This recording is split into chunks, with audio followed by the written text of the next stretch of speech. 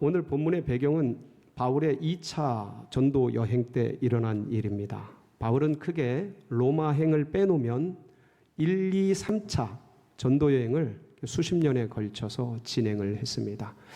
1차 전도 여행은 여러분도 잘 아시다시피 아시아, 특히 터키, 키프로스와 터키를 중심으로 복음을 전했고요. 그런데 2차 전도 여행을 나갈 때는 1차 전도 여행 때 마가 요한이 뭔 일인지 몰라도 돌아옵니다. 중간에. 그래서 2차 전도 여행을 나갈 때 바울과 바나바가 다툽니다. 마가를 데리고 가자 말자 이것 때문에. 바나바의 조카거든요. 마가 요한이. 그래서 바나바는 데려간다 그래가지고 서로 다투게 돼요. 결국은 바나바는 마가를 데리고 떠나게 되고 바울은 실라를 택해서 자신이 전했던 아시아 지역에 다시 돌아볼 요량으로 떠나게 됩니다. 그러다가 아시아를 통해서 복음을 전하고 그리고 비두니아를 돌아서 터키 북쪽 지역으로 아시아 지역에 복음을 전하려는 계획이 있었는데 드로아에서 그 유명한 환상을 보게 됩니다. 마케도니아인의 환상을 그 유럽에서 마케도니아 쪽에서 불렀겠죠. 와서 도우라, 와서 도우라 라는 환상을 보게 되고 그래서 이것이 하나님의 부르심인 것을 인정하고 드디어 아시아 선교를 내려놓고 유럽으로 떠나게 됩니다. 그래서 유럽의 첫 성인 빌립보성에 들어가게 되고 여기서 안식일에 복음을 전하려고 찾다가 한 무리에 기도하는 무리를 보게 되고 거기서 복음을 전하는데 루디아라는 여인이 이 당시에 커리어 우먼이었습니다. 사업하는 여인이었어요. 흔치 않은 일이었을 텐데 특별히 두아디라 쪽에서 출신의 자주색 옷감 장사를 하는 그런 여인이었어요. 그래서 이 여인이 바울의 전도를 듣고 마음을 열고 예수님을 영접한 거예요. 근데 확실히 사업하는 분들이 손이 큰가 봐요. 내가 예수 믿는 사람인 줄 알거든. 당신들 우리 집에 기거하시오. 그러면서 바울 일행을 자신의 집에 묵게 합니다. 이게 원인이 되어서 이 루디아 자주상사 루디아의 집이 빌립보 교회가 되고 유럽 선교의 전초 기지가 됩니다. 여기서 이제 복음을 루디아의 집을 센터로 해서 복음을 전하는데 어느 날 점치는 귀신 들린 여인이 자꾸 바울 일행을 어렵게 공경에 처하게 하는 겁니다. 그래서 바울이 그 귀신을 쫓아내요. 쫓아냈더니 점치는 능력이 떨어진 거예요. 그랬더니 이 점치는 귀신을 데리고 있던 주인들이 바울을 고발했어요. 그래가지고 그 빌립보 성의 관리들이 바울을 그냥 엄청 때리고 옷을 벗기고 그 다음에 흠씬 팬 다음에 작고를 채워서 빌립보 감옥에 가두게 됩니다. 그날 그렇게 많이 맞고 잠이 옵니까? 찬양하며 기도하며 하나님을 찬양하는데 놀랍게도 큰 지진이 일어나요. 그리고 작고가 풀리고 그 이분들이 풀려나게 돼요. 그래서 이 빌립보에서 탈출을 해서 다른 지역으로 옮겨가게 되는데 그게 바로 데살로니가 지역이었어요. 데살로니가 지역에 갔는데 이곳에서 또다시 뜨거운 열정을 가지고 복음을 전하고 은혜를 나누는데 불량한 사람들, 소위 말하면 불량배들이 오늘날로 누구냐면 조폭이나 깡패가 되겠죠. 유대인들이 그들을 동원한 거예요. 동원해서는 바울이 복음을 못 전하도록 막고 소란을 피우고 막 그러는 거예요. 그래서 이때 많은 사람들이 위기를 느끼게 되는데 그 장면이 사도행전 17장 5절이거든요. 한번 보실까요? 어떤 일이 있었는지. 시작. 그러나 유대인들은 시기하여 저자의 어떤 불량한 사람들을 데리고 때를 지어 성을 소동하여 야손의 집에 침입하여 그들을 백성에게 끌어내려고. 그러니까 그 불량배들을 동원해서 바울과 그 일행을 잡아가지고 끌어내서 사람들 속에 던지려고. 그러면 사람들 속에 던져놓고 뭐 하려고요? 두들겨 패거나 돌로 쳐 죽이려고. 그러니까 이러한 의도와 이런 위협을 눈치챈 바울의 그 형제들과 제자들, 돕는 사람들이 항상 있지 않습니까? 그들이 바울과 그 일행을 빼내서 베레아로 옮겨가게 합니다. 베레아 가서 바울은 참 대단한 분 같아요. 이런 흠집 맞고 빌립보에서 얼마나 터졌어요.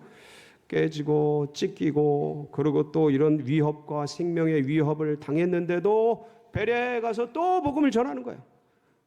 우리 구주 예수 그리스도의 부활과 십자가의 그 은혜를 예수 그분이 그리스도다. 막 뜨겁게.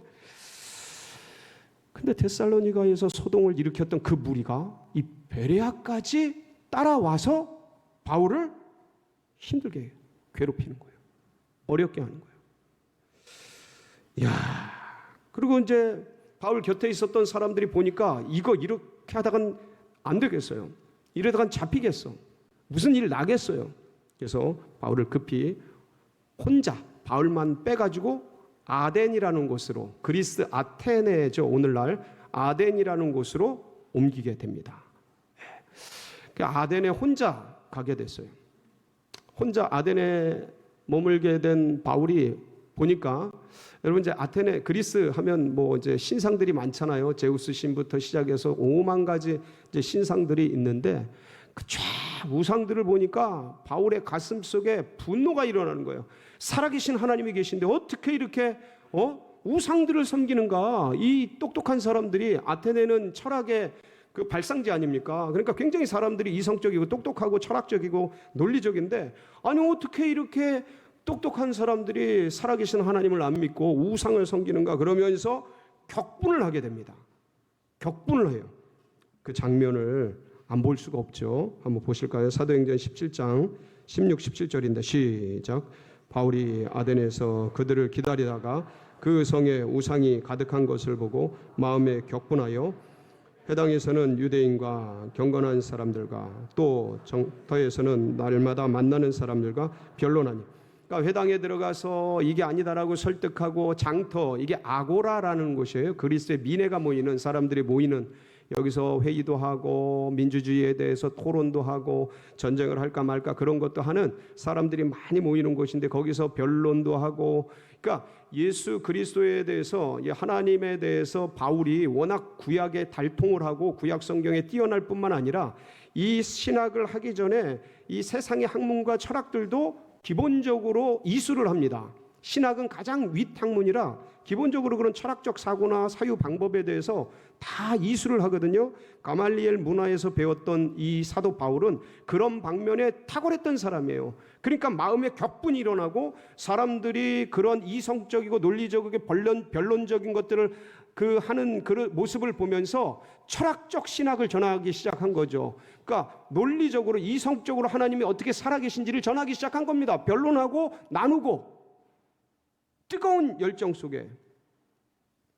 자, 그런데 나중에 바울이 고백을 하는데, 이 아덴에서의 전도가 자신의 일생에서의 수많은 전도지에서 전도했던 열매들이 있는데 아덴에서 가장 열매가 적었어요. 그러니까 몇몇 영혼은 전도가 됩니다. 전도가 되는데 근데 참 어려움을 겪게 됩니다. 나중에 바울이 내가 감정적으로 전하지 말았어야 되는데, 여러분 아무리 화가 난다고 해서 사람들이 우상을 섬긴다 그래서 사람이 교회를 안 다닌다 해서 하나님을 안 믿는다 해서 화를 내면 됩니까? 안 됩니까? 안 돼요. 그러니까 감정적으로 전하면 안 되고 뭐로 전해야 돼요? 영적으로 전해야 돼요. 영적으로, 영으로 전해야 돼요. 그 논리와 변론과 이성과 설득력과 합리적인 사상으로 전하는 게 아니고, 지식으로 전하는 게 아니고, 하나님은 어떻게 전해야 돼요? 영으로 전해야 돼요. 이걸 나중에 바울이, 실패는 아니에요. 전도의 실패는 없어요. 전도에 한 영혼이 천하보다 귀하기 때문에 전도의 실패는 없는데, 근데 이거를 바울이 깊이 깨닫고 고린도전서 2장 2절 3절에 이렇게 5절까지 한번 읽어볼까요? 5절까지 시작. 내가 너희 중에서 예수 그리스도와 그의 십자가에 못 박힌 것 외에는 아무것도 알지 아니하기로 작정하였음이라. 내가 너희 가운데 거할 때 약하고 두려워하고 심히 떨었노라. 내 말과 내 전도함이 설득력 있는 지혜의 말로 하지 아니하고 다만 성령의 나타나심과 능력으로 하여 너희 믿음이 사람의 지혜에 있지 아니하고 다만 하나님의 능력에 있게 하려 하였나. 이걸 깊이 깨닫게 됩니다. 다시는 내가 예수 그리스도와 십자가 외에는 다른 지식과 이런 설득력 있는 말로 복음을 전하지 아니하리라. 우리 모두가 오직 예수 그리스도와 십자가 외에는 다른 것으로 복음을 전하는 그런 일이 없도록 주의 이름으로 축원합니다. 바울이 이 결심을 하게 되죠. 그러고 나서 쓰디쓴, 그러니까 바울의 그 상대적인 그 복음 열매 중에서 아덴에서의 어떤 면에서는 쓰디쓴 그러한 결과를 뒤로 안고 어디로 옮겨가냐면 고린도로 가게 되는 겁니다. 오늘이 바로 고린도에 있는 그 말씀의 본문을 읽은 겁니다. 여기 갔더니 일생의 반려자가 되는 동역자가 되는 브리스길라와 아굴라가 로마에서 쫓겨나서 고린도에서 만나게 되었습니다. 일이 같아요. 하는 일이 천막을 만드는 일이에요. 일이 같으니까 같은 일을 하면서 얘기도 하고 뭐 이렇게 천막을 기부면서 같이 대화도 하고 사역에 대해 얘기도 하고 복음도 같이 전하고 선교도 같이 하고 아주 좋은 동역자를 얻게 되고, 그리고 흩어졌던 실라와 디모데도 이 고린도로 합류하게 됩니다. 그러니까 얼마나 힘이 돼요. 예? 흩어졌던 사람들이 모이고 좋은 동역자가 모이니까, 그러니까 바울이 그때 하나님의 말씀에, 오늘 본문을 보면 하나님의 말씀에 사로잡혀서 복음을 전하게 됩니다. 뜨겁게 전하게 돼요. 신이 나서 전하게 됩니다. 근데 복음을 전하는데 이 고린도 사람들이 이 복음을 받아들여요, 안 받아들여요? 안 받아들여요. 그게 오늘 본문 6절이죠. 6절 같이 한번 볼까요? 시작. 그들이 대적하여 비방하고는, 자, 여기까지. 그들이 대적하여, 복음을 전하는 바울을 대적하는 거예요. 비방하는 거예요. 협잡하는 거예요. 예? 그냥 막 모멸감을 주고 사람을 어렵게 하고 공개적인 장소에서 조소하고 그러고 있는 거예요. 그러니까 사실 바울은요, 그동안 수많은 고난을 겪어왔어요. 수많은 어려움을 겪어왔어요.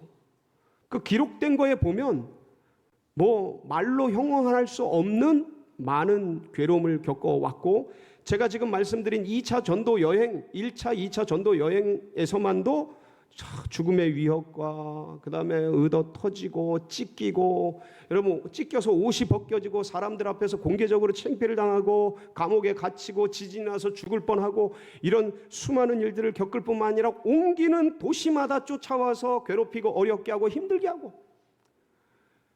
그렇지만 이런 모든 순간순간마다 오직 복음을 붙들고 예수 그리스도 그 이름을 위해서 기도하며 아무리 힘들지만 이겨내고 여기까지 왔는데, 바울의 심령에 번아웃 같은 게 찾아온 거예요. 한계치가 와버린 거예요. 수용하는 범위를 초과해버린 거예요. 너무 어려운 거예요. 너무 힘든 거예요.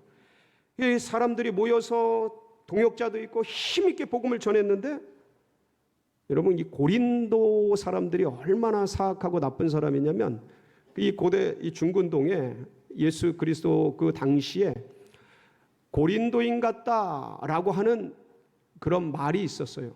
근데 그게 뭐냐면, 고린도 사람들이 얼마나 음란하고 음흉하고 그렇게 그런 사람들인지, 고린도인 같다라고 하면 음란한 사람 같다라는 뜻이었어요. 그 정도로 타락한 무리들이었어요. 그러니까 바울이 복음을 전할 때 대적하고 비방했던 것이죠. 그러니까 이게 타격이 됐던 거예요. 바울에게 그동안 참아오고 견디오면서 복음을 전했던 거에 마음에 굉장히 어떤 낙심, 어려움, 지금 뭔가 하려고 딱 모여가지고 복음을 뜨겁게 전하는데 벽 같은 게 느껴진 거죠. 어려운 게 느껴진 거죠. 그래서 오늘 저희가 18장 6절 말씀 뒷부분을 안 읽었는데 처음부터 쭉 한번 읽어보겠습니다. 그래서 어떤 일이 일어났는지 시작. 그들이 대적하여 비방하거늘 바울이 옷을 털면서 이르되 너희 피가 너희 머리로 돌아갈 것이요 나는 깨끗하니라. 이후에는 이방인에게로 가리라 하고. 여러분, 이 말씀의 뜻이 뭘까요? 나 이제 여기서 안 해.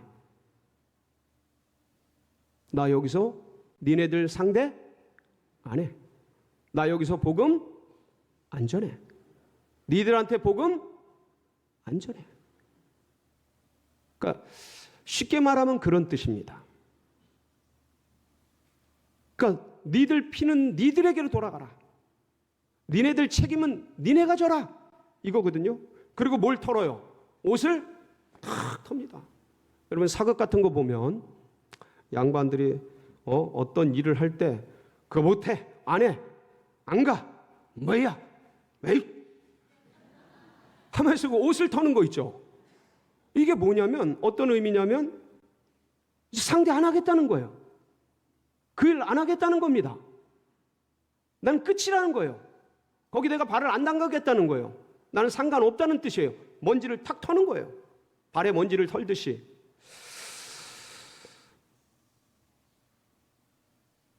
여러분, 복음 전도자가 이렇게까지 될 때는요, 그 사람들이 그만큼 힘들게 하고 험악하고 어렵게 하는 상대인 거예요. 괴로운 거죠.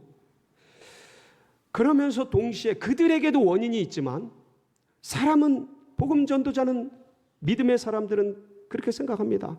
돌아와서 이렇게 감정을 표현하고 니네 피는 니네 머리로 돌아가라. 상대 안 해. 이제 나는 니네들 상대 안 하고 이방인에게로 갈 거야. 그리고 돌아와서 바울의 마음이 편했을까요? 절대 그럴 수가 없죠. 마음이 불편하고, 내가 그때 왜 못 참았지? 내가 왜 그때 그런 얘기를 했지? 그러면서 스스로의 무능력, 스스로의 한계, 이걸 붙들고 얼마나 어려워하고 힘들어하고 그런 시간을 보냈겠습니까? 그러니까 저 사람들이 너무 나빠, 험악해. 내가 그렇게까지 했는데 어떻게 그럴 수가 있어? 라는 외부 투사를 하는 반면, 하나님 앞에서 민망하고 죄송하고 이걸 못 견디고 이걸 못 참고 이걸 못 넘어간 게 나의 한계 같고 나의 부족 같고 나의 무능력 같은 이 양가적인 감정 속에서 사람이, 믿음의 사람들이 얼마나 괴로워하는지 모릅니다. 이런 일이 생길 때. 마치 초두에 제가 말씀드린 목사님, 이 일이 이렇게 된 게 코로나 때문에 그렇고 도우려고 하는 사람들이 안 도와서 그런 거죠. 그 외부 투사도 돼요. 근데 스스로 내 능력이 이거밖에 안 되나? 내가 헌신했는데 이거밖에 안 되나? 이런 괴로움이 없을 수가 없는 겁니다. 믿음의 사람들은 다 그래요. 하나님의 사람들은 다 그래요. 바울이 그런 고민을 하고 있었던 거예요. 힘들고 어렵고 막막함 때문에 이 사람들 진짜 너무하네. 해도 벽 같은 그 상대를 느끼면서 그렇게 힘들고 자책하면서 어려워하고 있던 어느 날 밤 저녁, 주님이 나타나신 거죠. 뭐라 그러셔요, 주님이? 9절이에요. 9절 말씀 한번 보실까요? 같이 읽습니다. 시작. 밤에 주께서 환상 가운데 바울에게 말씀하시되 두려워하지 말며 침묵하지 말고 말하라. 밤에 뭐해 중에요? 환상 중에. 여러분, 환상은 그냥 보이지 않죠. 깊이 고민하고 어려워하고 힘들어하고 있을 때 주님이 환상을 보여주신 거예요. 여러분, 힘들어하고 어려워하고 괴로워하는 그 사람에게는요, 아는 사람이, 지인들이 힘들지, 어깨 한번 두드려주고 밥 한번 먹자 이래주면 참 힘이 됩니다. 낙담하고 포기하고 낙심 가운데 있는 사람에게 그렇게 아는 지인들이, 신뢰할 수 있는 분들이 그렇게 한마디 해주고 어깨 두드려주고 밥 한번 먹자 그러면 이게 굉장히 위로가 돼요. 근데 사람의 위로는 잠깐이에요. 그때뿐이에요.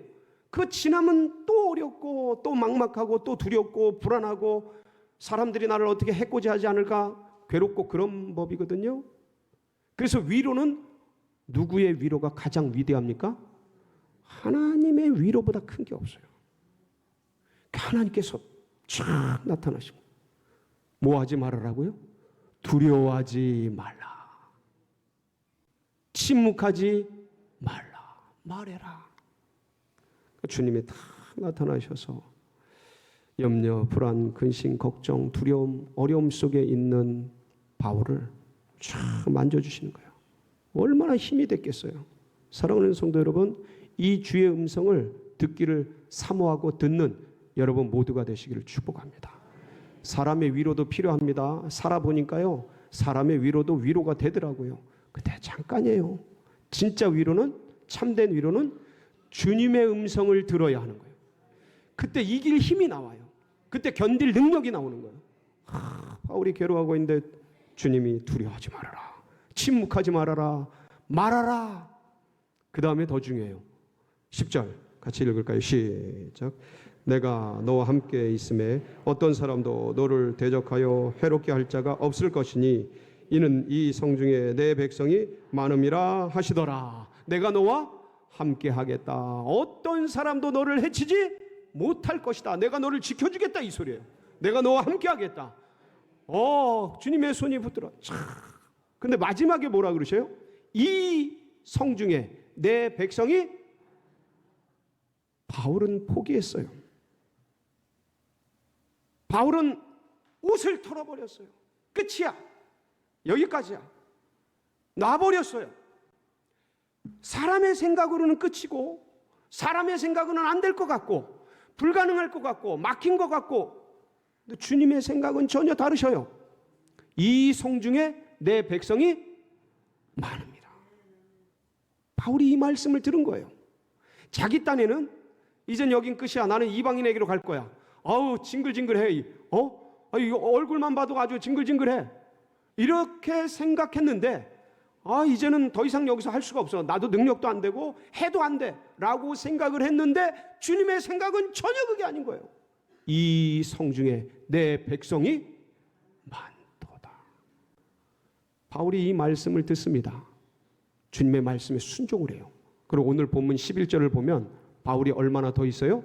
한번 보실까요? 11절. 11절에 보면 1년 6개월을 더 있게 됩니다. 바울이 1년 6개월을 더 있으면서 여러분 고린도 교회가 얼마나 위대한 교회인 줄 아시죠?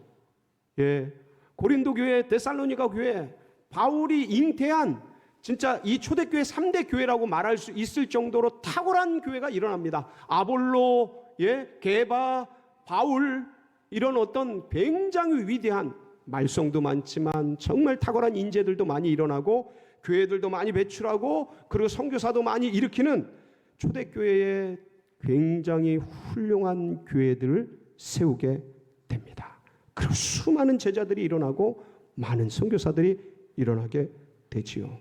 사랑하는 성도 여러분, 바울은 포기했어요. 그런데 주님은 이 성중에 내 백성이 많다고 하십니다. 여러분, 신생아가 낳지 않잖아요. 신생아를 지금 적잖아요. 우리나라 너무 적어지잖아요. 그러니까 다음 세대가 지금 점점점 사라지잖아요. 그러니까 이 아이들이 교회를 안 나옵니다. 신앙생활을 안 해요. 그러니까 복음화율 다음 세대들이 몇 프로냐면 3%입니다.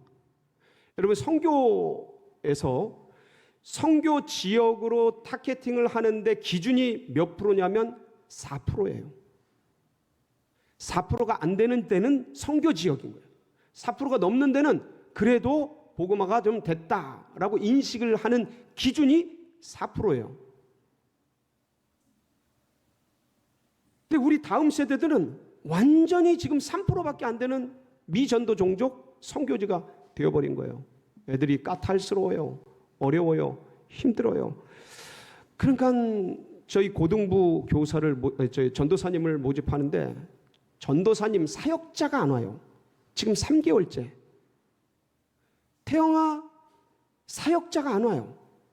한 분 한 분 모시는 게 너무 힘들어요. 교사를 모집하는데 수급이 어려워요. 왠지 아세요? 내 새끼도 힘든데 애들이 말을 들어 먹어요, 안 먹어요? 너무 힘들어. 그러니까 하고 싶어요, 안 하고 싶어요? 안 하고 싶어요. 옷을 털고 싶어. 외면하고 싶고 포기하고 싶고 돌아서고 싶어요. 그런데 여러분, 이렇게 무너지고 있는 다음 세대 희망은 뭐예요? 돈입니까? 문화입니까? 노래입니까? 다음 세대 희망은 뭡니까? 오직 복음 외에 무슨 희망이 있겠습니까? 사랑하는 성도 여러분, 다음 세대 희망은 오직 복음이에요. 여러분, 이 지역에 잃어버린 영혼들이 얼마나 많겠어요? 그 잃어버린 영혼들, 예비된 영혼들에게 필요한 게 뭡니까? 복음입니다. 이 시대는요, 돈이 없어서 죽어가는 게 아니에요. 여러분, 이 시대는요, 물질이 없어서 시들시들해지는 게 아니에요. 삶의 이유 때문에 그래요. 근데 이 이유가 영원한 복음이어야 사람들이 살아나는 겁니다. 바울은 그 지역을 포기했어요. 어쩌면 그 지역에 아이들도 있었겠죠. 다 내려놨어요. 주님 말씀하십니다. 이 성에 내 백성이 많도다. 포기하지 말고 끝까지 품고 복음을 들고 나가는 우리 모든 성도님들이 되시기를 주의 이름으로 축복합니다.